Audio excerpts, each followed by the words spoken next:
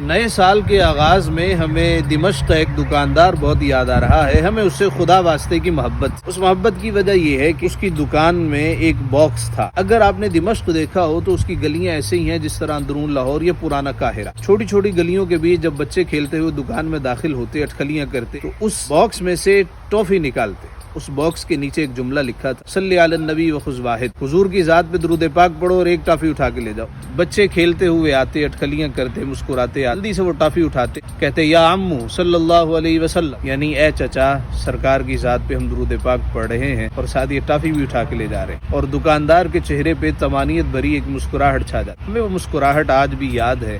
ہم بھی اپنے گھروں میں اپنے بچوں کو درود شریف کا عادی بنا سکتے ہیں. ٹافیاں بھی بانٹی جاتی ہیں، لیکن اگر ساتھ میں اردو میں ایک جملہ لکھ دیا جائے کہ ایک دفعہ بآواز بلند حضور کی ذات پہ درود پاک پڑھو اور یہ ٹافی اٹھا کے لے، بچے درود پاک بھی پڑھیں گے، عادی بھی ہو جائیں گے.